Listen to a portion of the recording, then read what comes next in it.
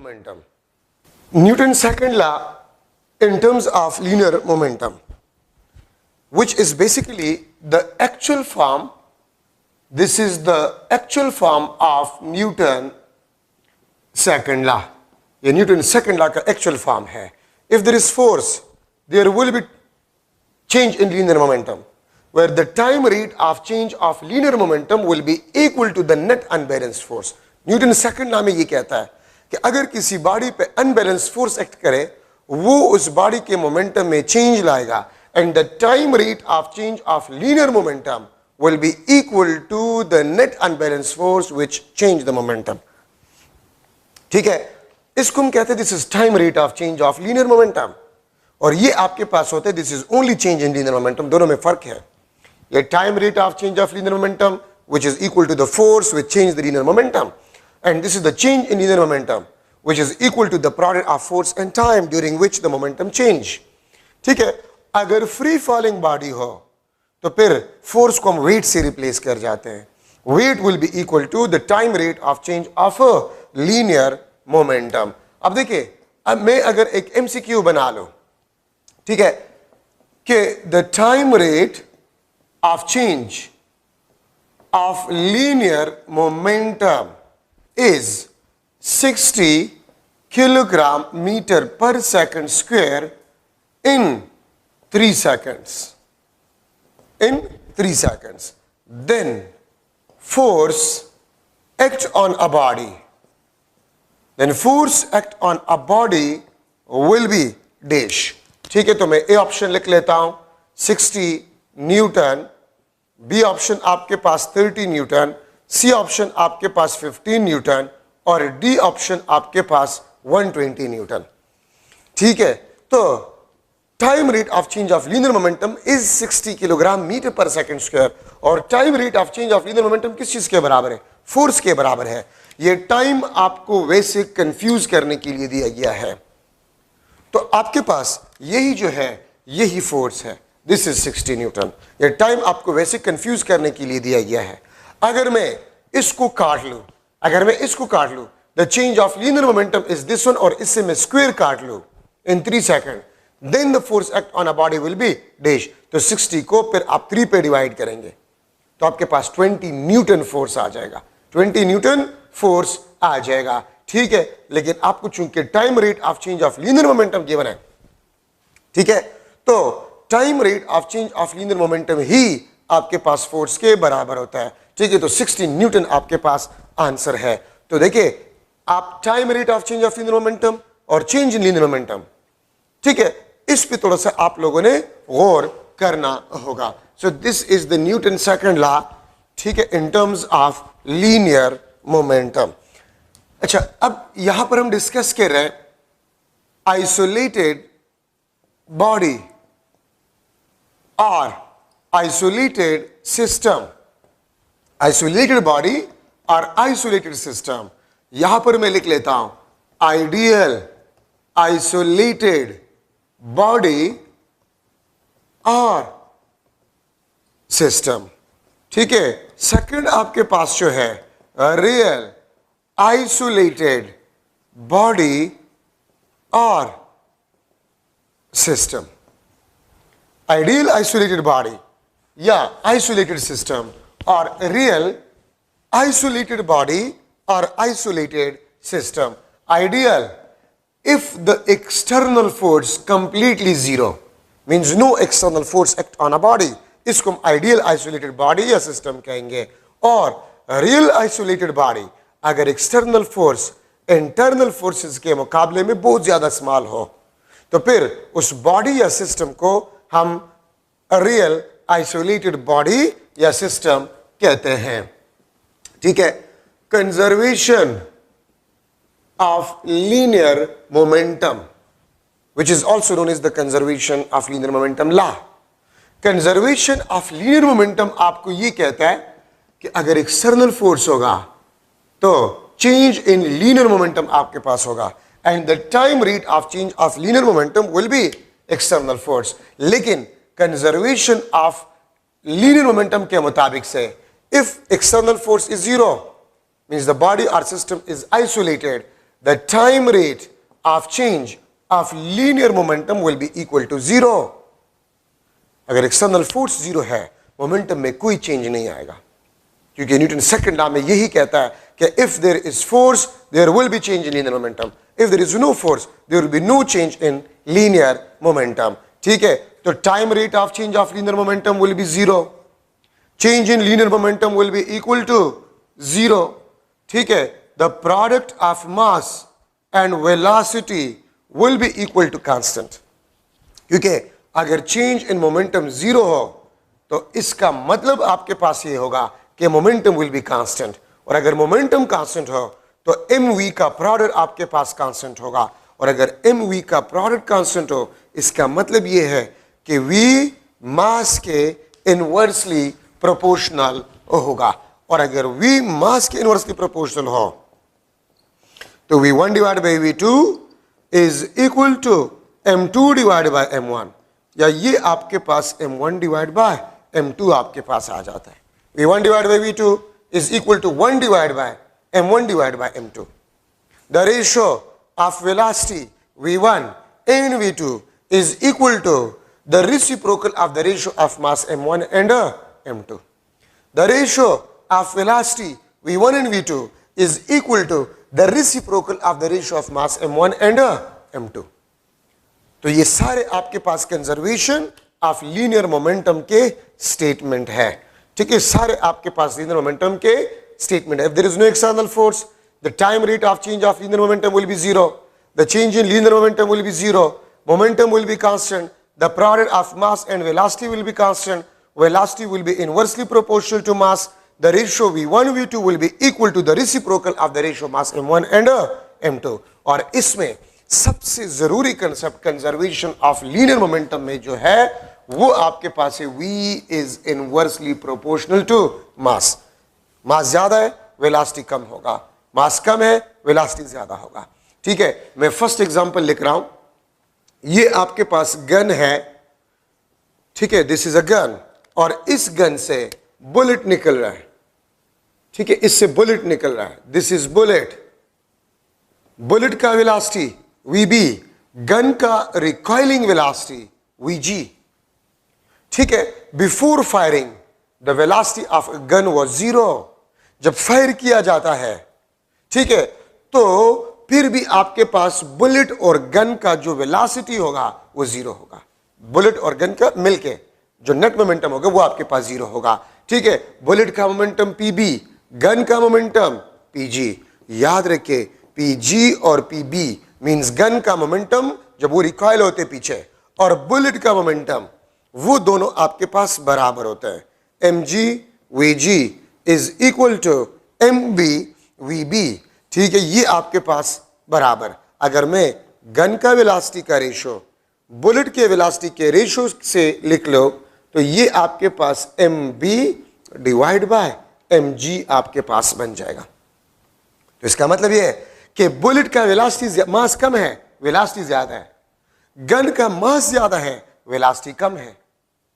Velocity आपके पास क्या है, कम है. ठीक है, लेकिन अगर आप मोमेंटम देखें तो बुलेट अपने साथ जितना मोमेंटम लेगा उतना मोमेंटम गन को भी मिलेगा. गन और बुलेट का मोमेंटम सेम होगा, लेकिन गन का मास ज्यादा है, वेलोसिटी कम होगा. बुलेट का मास कम है, वेलोसिटी ज्यादा होगा, but the momentum will be same. और after firing B momentum, net momentum bullet और गन का 0, और before firing B momentum gun का क्या था, 0 था. ठीक है, अब ये आपके पास एक कार्ट है, मैं इसको एक एमसीक्यू की शक्ल दे देता हूं. कार्ट वे वेलोसिटी से मोशन कर रहा है. ठीक है, the mass of a cart is equal to m. The mass of a cart is equal to m. During motion, during motion हम इस पे एक मास को रख लेते हैं. ठीक है, हम एक मास को इस पे परपेंडिकुलरली डाउनवर्ड रख लेते हैं. A cart of mass m is moving with a velocity v. During motion we put mass m perpendicularly downward on a cart. Cart motion करे और हमने काट के मास के बराबर मास इस पे परपेंडिकुलरली डाउनवर्ड रख लिया। ठीक है, तो मैं आपसे क्वेश्चन पूछ सकता हूं, ठीक है, वी प्राइम आपके पास क्या होगा, p prime momentum when we put the mass perpendicularly downward on a cart. ठीक है, तो मोमेंटम आपके पास क्या होगा, तो देखिए कार्ट का मास m था और हमने m मास को कार्ट पे रख लिया। अब आपके पास मास क्या बना, 2m मास बना, तो वेलोसिटी v प्राइम आपके पास v डिवाइड बाई 2 बन जाएगा और momentum p prime p which will be equal to mv। यहां पर भी मोमेंटम mv, यहां पर भी मोमेंटम आपके पास क्या होगा, mv। Conservation of linear momentum आपको ये कहता है।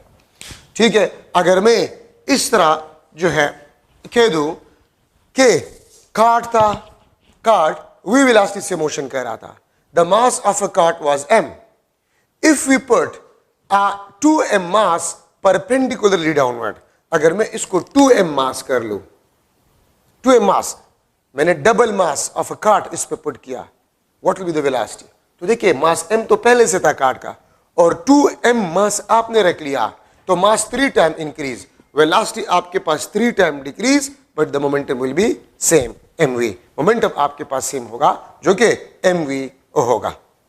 ठीक है, ये बात आप लोग याद रखें। एक दूसरे लास्ट एमसीक्यू, अगर मैं लिख लो मास m v वेलोसिटी से मोशन कर रहा था, यहां पर एक दूसरा बॉडी था जिसका मास 4m था, जिसका मास 4m था और ये आपके पास रेस्ट में था। ठीक है, when they collide they stuck with each other, they stuck, then मैं आपसे पूछ सकता हूं velocity of stuck bodies will be equal to dash। मैं आपसे पूछ सकता हूं momentum of stuck bodies will be equal to dash। मैं आपसे पूछ सकता हूं कि वेलोसिटी आपके पास स्टक बॉडीज का क्या होंगे, ठीक है, और मोमेंटम आपके पास स्टक बॉडीज के क्या होंगे। तो देखिए इसका मास m है, इसका मास 4m है, तो जब ये इसके साथ स्टक हो जाता है तो टोटल मास 5m बन जाएगा, 5m आपके पास मास बन जाएगा। तो अगर मास 5m बन जाए तो वेलोसिटी आपके पास 5 टाइम डिक्रीज, v by 5, क्योंकि v is inversely proportional to mass, आपको यही बताता है कि अगर मास 5 टाइम्स हो जाए velocity 5 time decrease, but the momentum will be remain same. पहले भी mv था और आफ्टर b आपके पास mv मोमेंटम होगा कंजर्वेशन ऑफ लीनियर मोमेंटम के मुताबिक से। अगर एक बम है और बम रेस्ट में था बिफोर एक्सप्लोजन, तो momentum of a bomb will be 0। अगर बम एक्सप्लोड हो जाए इनटू 2 फ्रैगमेंट्स, या कोई भी चीज जो रेस्ट में था और वो एक्सप्लोड हो जाए into 2 fragments, into 2 parts, those 2 fragments will always move in opposite direction। क्यों? for conservation of linear momentum, क्योंकि अगर ये opposite direction में जाएंगे मोमेंटम दोनों का same, net momentum will be 0, क्योंकि पहले भी रेस्ट में था। अब अगर 2 फ्रैगमेंट्स में डिवाइड हो जाए तो उन दोनों फ्रैगमेंट्स का जो मोमेंटम आपके पास होगा, नेट मोमेंटम, वो भी 0 होगा। Momentum of each fragment will be not 0, the net momentum of all the fragments will be 0 अगर बम रेस्ट में था। ठीक है, अगर बम ऊपर से गिर रहा है विद मोमेंटम p और हवा में ही एक्सप्लोड हो जाए इनटू 2 फ्रैगमेंट्स, तो वो 2 फ्रैगमेंट्स इस तरह जाएंगे कि उसका नेट मोमेंटम बिफोर एक्सप्लोजन के बराबर ही हो। ठीक है, आपने इनहेलेशन ऑफ मैटर में पढ़ा है कि इलेक्ट्रॉन और पॉजिट्रॉन को जब आप मिला लेते हैं 2 गैमा रेज बन जाते हैं और वो 2 गैमा रेज हमेशा अपोजिट डायरेक्शन में जाते हैं। क्यों? For conservation of linear momentum. Second year में आपने पढ़ा है कि बीटा डीके में न्यूट्रिनो या एंटी न्यूट्रिनो प्रोड्यूस होता है। अगर बीटा डीके में न्यूट्रिनो और एंटी न्यूट्रिनो प्रोड्यूस ना हो तो कौन सा प्रॉपर्टी कंजर्व नहीं होगा? मोमेंटम कंजर्व नहीं होगा। ठीक है, मोमेंटम कंजर्व नहीं होगा। ठीक है, अगर बीटा डीके में कोई दूसरा पार्टिकल प्रोड्यूस ना हो जाए, ठीक है, तो मोमेंटम आपके पास कंजर्व नहीं होगा। ठीक है, और अगर मोमेंटम कंजर्व नहीं होगा तो it is not possible, because this is conservation law, ये नेचुरल लॉ है आपके पास। ठीक है, तो कंजर्वेशन ऑफ लीनियर मोमेंटम आपको यही कहता है कि before and after change the momentum will be same. ठीक है, लेकिन वेलोसिटी आपके पास जो है वो चेंज होगा। अच्छा, कोलिजन में डिफिनीशन नहीं लिख रहा। कोलिजन अगर 2 बॉडीज एक दूसरे के इतने करीब आ जाए कि वो एक दूसरे के मोशन, डायरेक्शन ऑफ मोशन या दोनों को चेंज कर जाए, तो इस किस्म के करीब आने को हम कोलिजन कहते हैं। दो बॉडीज इतने, दो या दो से ज्यादा भी हो सकते हैं, इतने करीब आ जाए कि वो एक दूसरे के मोशन, डायरेक्शन ऑफ मोशन या दोनों को चेंज कर जाए, तो इस किस्म के करीब आने को हम क्या कहते हैं? कोलिजन कहते हैं। कोलिजन के दो टाइप्स, डायरेक्ट कोलिजन, दूसरा आपके पास जो है इनडायरेक्ट कोलिजन। डायरेक्ट कोलिजन में अगर बॉडीज फिजिकली टच कर जाए, if the bodies physically touch, तो फिर कोलिजन आपके पास डायरेक्ट कोलिजन। इनडायरेक्ट कोलिजन को आप फील्ड कोलिजन भी कह सकते हैं। ये आपके पास पॉजिटिव चार्जेस को आप जो है प्रोजेक्ट करें टुवर्ड अनदर पॉजिटिव चार्ज, तो ये कभी भी फिजिकली टच नहीं कर सकते। तो अगर ये कभी भी फिजिकली टच नहीं करेंगे तो फिर कोलिजन आपके पास indirect collision. These are the two types on the basis of physical contact. ये फिजिकल कंटैक्ट के बेस पे है, ठीक है। कोलिजन आपके पास जो है इसके दो टाइप्स है on the basis of line of motion. On the basis of line of motion collision के दो टाइप्स है। एक आपके पास जो है हेड ऑन कोलिजन, एक आपके पास हेड ऑन कोलिजन है, और दूसरा आपके पास जो है वो ऑब्लिक कोलिजन है। Head on collision, line of motion same, ये इस तरफ जा रहा था, ठीक है, दोनों कोलिजन कर गए, और before and after collision the line of motion is same, इसको हम हेड ऑन कोलिजन कहते हैं, ठीक है। ये आपके पास दो बॉडीज टकरा गए, टकराने के बाद फिर ये इस तरफ गए, ठीक है, तो इसको हम ऑब्लिक कोलिजन कहते हैं।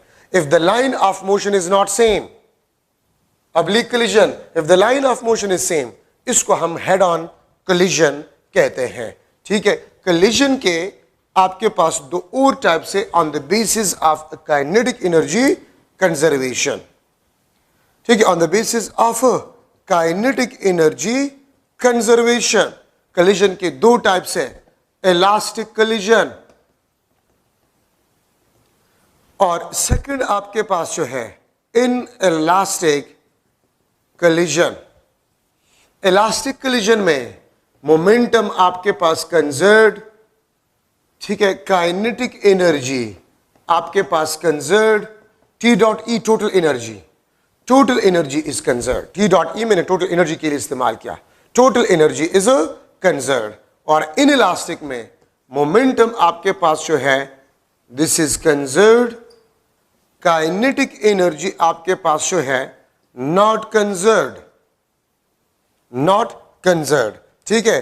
और याद रखे काइनेटिक एनर्जी लॉस्ट, ठीक है, वो आपके पास होता है in the form of sound energy, ठीक है, thermal energy, sound energy, thermal energy and potential energy. Sound energy, thermal energy and potential energy, ठीक है। और पोटेंशियल एनर्जी आपके पास जो होता है ये परमानेंट डेंस आर डिफॉर्मेशन, ठीक है, परमानेंट डेंस आर डिफॉर्मेशन। याद रखे आपके पास जो साउंड एनर्जी है और थर्मल एनर्जी आपके पास जो है, इसकी वजह से जो एनर्जी है स्मॉल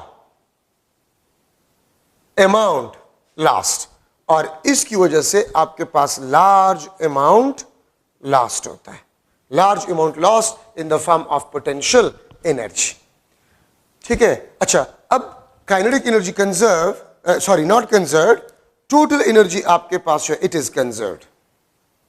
टोटल एनर्जी भी कंजर्व होता है बिकॉज काइनेटिक एनर्जी और फॉर्म में कन्वर्ट हो जाते हैं, ठीक है, लेकिन टोटल एनर्जी आपके पास जो है इट विल बी कंजर्व्ड और कांस्टेंट।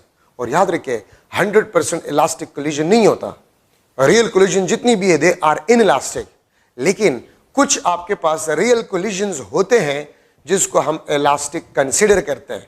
और वो कौन से कोलिजन्स होते हैं?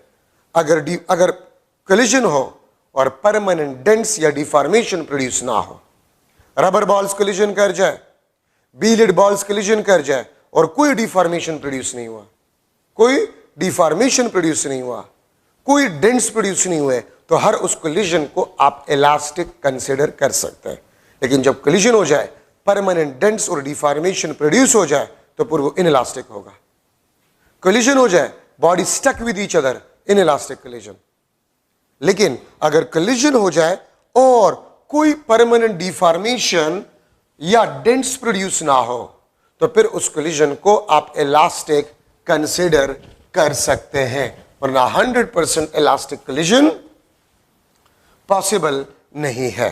ठीक है, काइनेटिक एनर्जी लास्ट जो होता है वो इन तीन फॉर्म में होता है, साउंड एनर्जी और जो थर्मल एनर्जी होता है, स्मॉल अमाउंट उसमें लॉस हो जाते, तो हम इसको नेग्लेक्ट कर सकते हैं।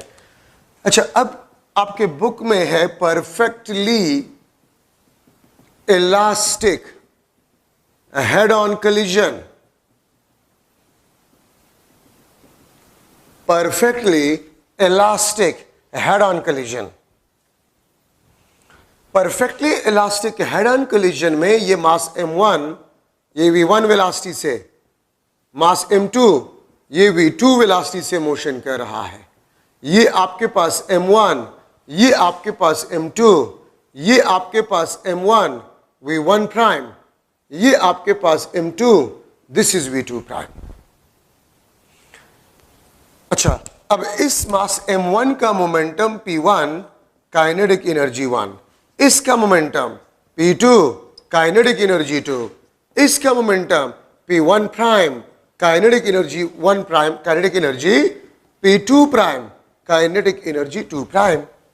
ये भी आपके पास हेड ऑन कोलिजन है। और अगर ये दो बॉडीज हैं, ये m1, ये आपके पास m2, इसका वेलोसिटी v1, इसका वेलोसिटी v2, अगर कोलिजन हो जाए m1 और m2 collision, m1 v1 prime और m2 आपके पास जो है वो v2 प्राइम।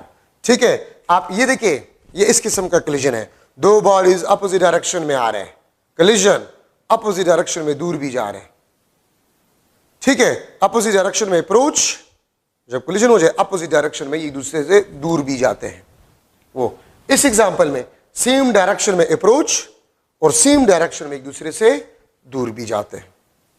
ठीक है, तो ये आपके पास है perfectly elastic head on collision, perfectly elastic head on collision में। फर्स्ट ऑफ ऑल तो दोनों केसेस में kinetic energy will be conserved, the sum of kinetic energy before and after collision will be same. इस case में हो या इस case में हो, the sum of kinetic energy before collision will be equal to the sum of kinetic energy after collision। और ये elastic collisions में हम डिस्कस कर रहे हैं, दोनों perfectly elastic head on collision है। Sum of kinetic energy before collision will be equal to sum of kinetic energy after collision. अगर डायरेक्शन ऑफ मोशन सेम हो और collision perfectly elastic head on collision हो, तो P1 plus P2 is equal to P1 prime plus P2 prime। P1 plus P2 is equal to P1 prime plus P2 prime। The sum of momentum before collision will be equal to the sum of momentum after collision। मैं आपको एक बात बता रहा हूं, जितनी भी equation हम अभी डिस्कस करेंगे, इसके बाद भी डिस्कस करेंगे, वो तमाम इक्वेशन तब वैलिड होंगे, यूजफुल होंगे if the collision is perfectly elastic head on collision। अगर collision perfectly elastic head on ना हो तो फिर ये कोई भी इक्वेशन काम नहीं करेगा। अच्छा, यहां पर आते हैं मोमेंटम, इसका मोमेंटम P1, इसका momentum P2, kinetic energy 1, kinetic energy 2, इसका मोमेंटम P1 प्राइम, इसका momentum P2 prime, kinetic energy 1 prime, kinetic energy 2 prime. ठीक है, तो काइनेटिक एनर्जी तो यही होगी इसके लिए, लेकिन इसके लिए जो मोमेंटम है, अगर दो बॉडीज अपोजिट डायरेक्शन में अप्रोच करें, तो P1 minus P2 is equal to P2 prime minus P1 prime, और P2 minus P1 is equal to P1 prime minus P2 prime. अगर मास m1 का मोमेंटम पॉजिटिव है, मास m2 का negative है, तो आफ्टर कोलिजन मास m2 का positive होगा, मास m1 का नेगेटिव होगा। P2 माइनस P1, यहां पर P1 प्राइम, यहां पर P2 पॉजिटिव है, यहां पर मास m2 का मोमेंटम पॉजिटिव है, मास m2 का आफ्टर कोलिजन नेगेटिव है, मास m1 का मोमेंटम नेगेटिव है, आफ्टर कोलिजन ये पॉजिटिव है। तो मोमेंटम को हम सब्ट्रैक्ट करते हैं if the bodies are approaching each other in opposite direction and after collision they move away in opposite direction as well. और हम मोमेंटम को सम करते हैं अगर आपके पास डायरेक्शन ऑफ मोशन सेम हो। अच्छा, कोलिजन के लिए the direction of motion is same, इस कंडीशन के लिए डायरेक्शन ऑफ मोशन सेम है तो फिर v1 वेलोसिटी v2 से ज्यादा होना चाहिए। क्यों? अगर v1 और v2 बराबर हो फिर भी कोलिजन नहीं होगा, अगर v2 v1 से ज्यादा हो फिर भी कोलिजन नहीं होगा, लेकिन अगर v1 v2 से ज्यादा हो तो फिर कोलिजन होगा। ठीक है, तो ये आपके पास सम ऑफ मोमेंटम। अगर मैं आपको एग्जांपल दूं, लेट्स सपोज ये आपके पास 40 किलोग्राम मीटर पर सेकंड, ये आपके पास 10 किलोग्राम मीटर पर सेकंड है। ठीक है, 40 प्लस 10 50 किलोग्राम मीटर पर सेकंड। अगर मैं लूं ये आपके पास 30 किलोग्राम मीटर पर सेकंड हो, बल्कि मैं इसको 20 किलोग्राम मीटर पर सेकंड कह लेता हूं, तो फिर इसका मोमेंटम आपके पास क्या होगा? 30 किलोग्राम मीटर पर सेकंड, 30 किलोग्राम मीटर पर सेकंड। ठीक है, आप देखिए 40 plus 10 50, 20 plus 30 50, the sum of momentum before collision 40 plus 10 50, the sum of momentum after collision 20 plus 30 50। ये आपके पास कब होगा? when the collision is perfectly elastic head on collision and the direction of motion is a same। तो ये हम सम करेंगे। लेकिन अगर मैं इस एग्जांपल में लूं, अगर ये मोमेंटम आपके पास 50 न्यूटन सेकंड हो, इसका मोमेंटम 20 न्यूटन सेकंड हो, तो 50 माइनस 20 30, आफ्टर कोलिजन ये आपके पास 30 न्यूटन सेकंड हो। ठीक है, 30 न्यूटन सेकंड हो, तो फिर इसका मोमेंटम क्या होगा? So that if the collision is perfectly elastic collision, what will the momentum of this body after collision? तो देखिए आपके पास पहले था P1 ज्यादा था तो P1 माइनस P2, फिर P2 prime minus P1 prime होगा, तो 50 माइनस 20 ये आपके पास 30। अब 30 ये माइनस होगा, तो मैं किस नंबर से 30 माइनस करूं कि 30 आ जाए? तो 60।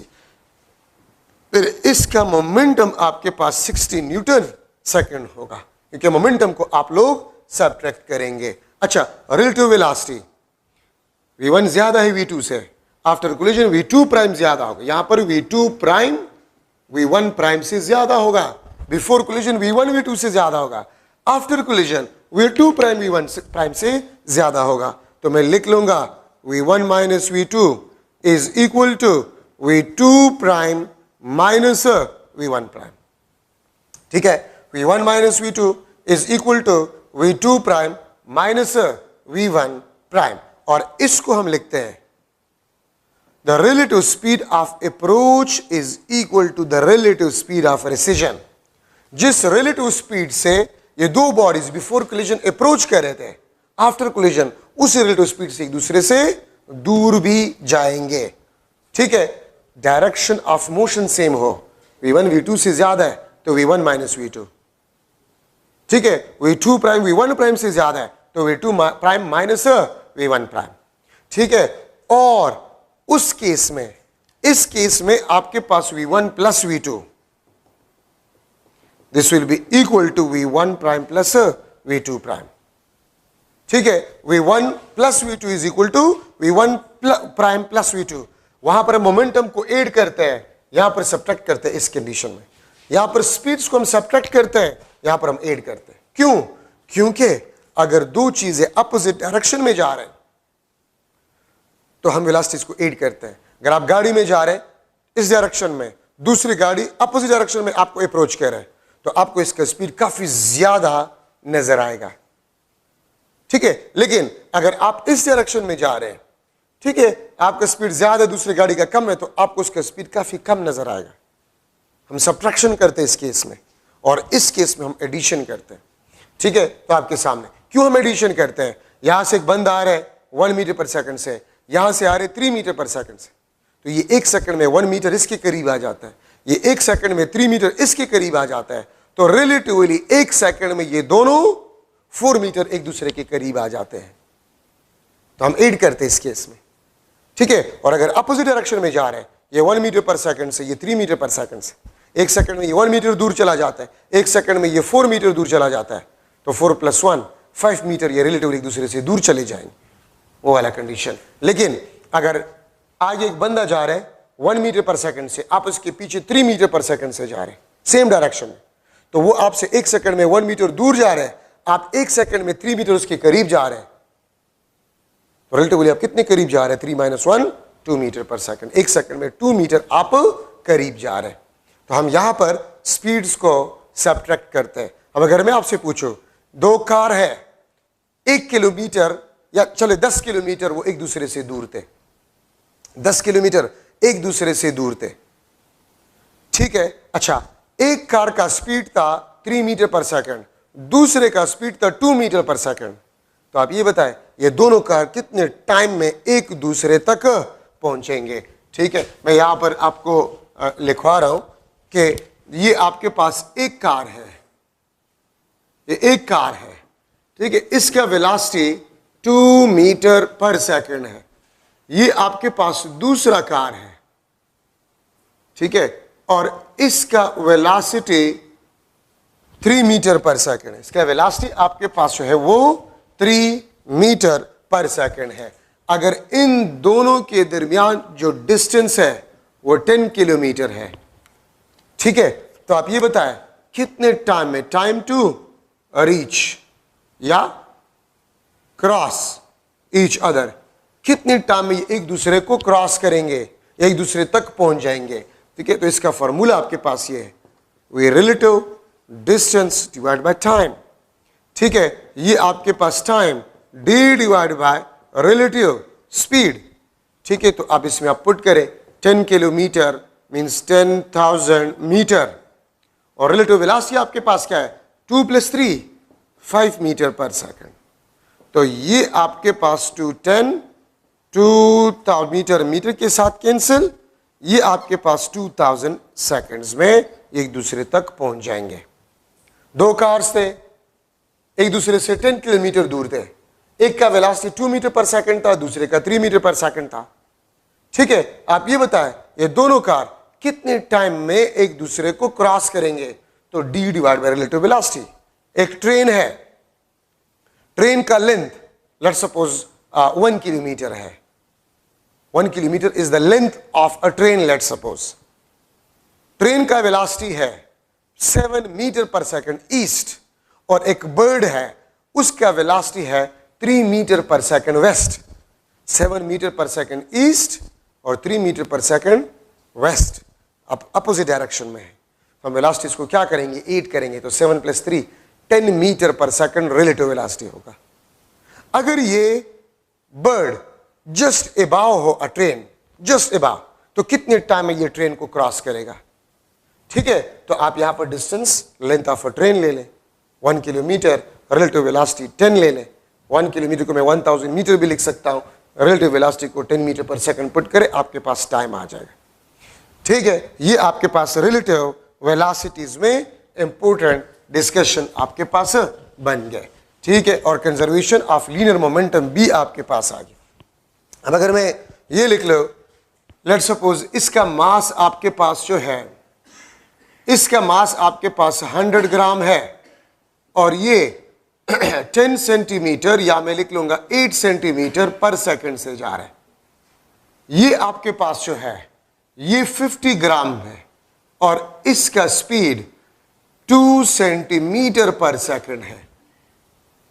ठीक है, कलिजन हो जाए, कलिजन के बाद 100 ग्राम बॉडी जो है वो 4 सेंटीमीटर पर सेकंड से जा रहा है। तो आप ये बताएं कि 50 ग्राम जो है उसका मोमेंटम क्या होगा, इसका वेलोसिटी क्या होगा आफ्टर कलिजन। तो आप देखें कंजर्वेशन ऑफ लीनियर मोमेंटम, इसका मोमेंटम आपके पास क्या होगा, इसका मोमेंटम आपके पास में P1 लिख लेता हूं 800 ग्राम सेंटीमीटर पर सेकंड। इसका मोमेंटम कितना होगा P2 100 ग्राम सेंटीमीटर पर सेकंड। इन दोनों को अगर मैं सम करूं तो P1 plus P2 900 gram centimetre पर सेकंड।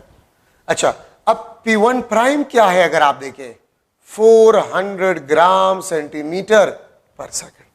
अब 400 के साथ में क्या ऐड कर जाओ कि 900 आ जाए, तो 500।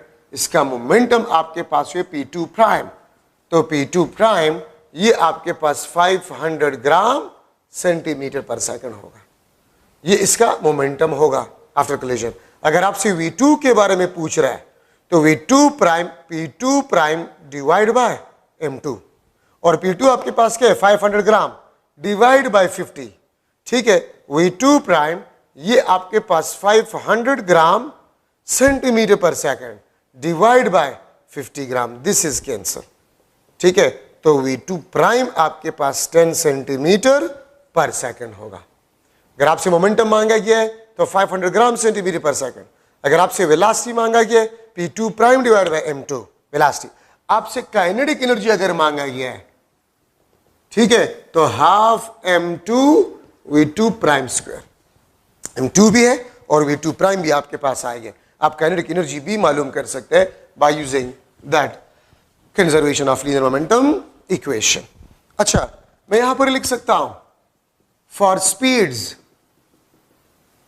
After collision, for speeds after collision V1 prime M1 minus M2 divide by M1 plus M2 V1 plus 2M2 divide by M1 plus M2 into V2। V2 prime M2 minus M1 divide by M1 plus M2 V2 plus 2M1 divide by M1 plus M2 into V1। ठीक है, ये आपके पास V1 prime, ये आपके पास V2 prime. If the collision is perfectly elastic head-on collision, then after collision, the speed of mass M1 is V1 prime, the speed of mass M2 is a V2 prime।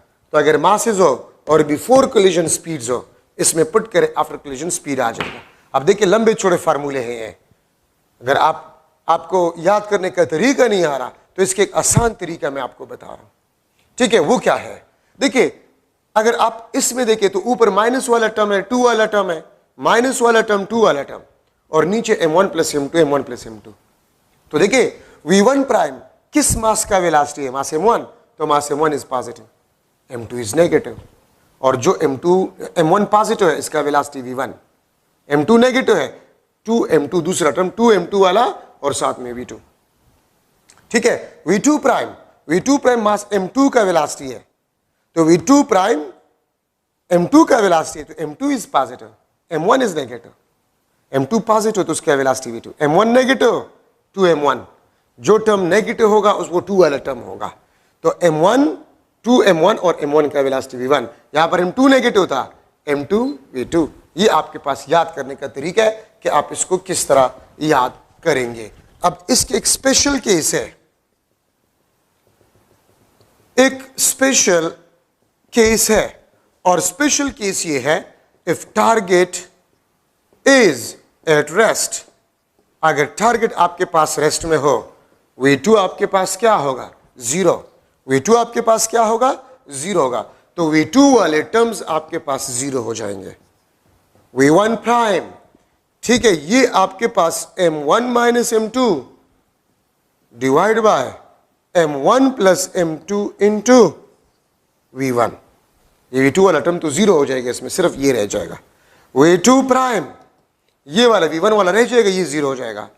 2M1 divide by M1 plus M2 into V1। ये आपके पास इस equation से reduced equation आ गया। ठीक है, अब इस special case में आपके पास 3 और केसेस है जो कि MCQs के लिए भी जरूरी है। First, case 1, if M1 is equal to M2 is equal to M, means the bodies are identical, the bodies are identical। ठीक है, ये आपके पास मास M, वेलोसिटी V, 1, ये आपके पास मास m और v2 इसका 0, ये रेस्ट में। तो v1 प्राइम आफ्टर कोलिजन वो 0 होगा एंड v2 प्राइम वो आपके पास v1 होगा। So if the masses are same, velocities or speeds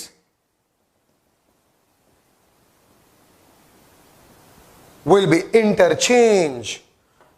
incident का, और जरूरी नहीं कि टारगेट आपके पास रेस्ट में हो, वेलोसिटी इंटरचेंज हो जाएगा। अगर ये मास m ये 4 सेंटीमीटर पर सेकंड से जा रहा था, ये मास m ये 1 सेंटीमीटर पर सेकंड से जा रहा था, जब कलिजन हो जाए, ठीक है, जब कलिजन हो जाए तो कलिजन के बाद ये 1 सेंटीमीटर पर सेकंड से जाएगा और ये 4 सेंटीमीटर पर सेकंड से जाएगा। तो आप देखिए velocities are interchange, velocities exchange हो जाते हैं, इंटरचेंज हो जाता है if the bodies are identical are same, अगर बॉडीज आपके पास सेम हो। Case 2, if m1 is much more greater than m2, अगर m1 m2 से कई गुना ज्यादा हो, ठीक है, और ये भी 1 वेलोसिटी से जा रहे हैं, दिस इज m2 और v2 आपके पास 0 हो, ठीक है, तो v1 प्राइम आपके पास बिफोर कोलिजन जो वेलोसिटी था आफ्टर भी तकरीबन वही होगा, और v2 प्राइम आपके पास 2 टाइम्स ऑफ v1।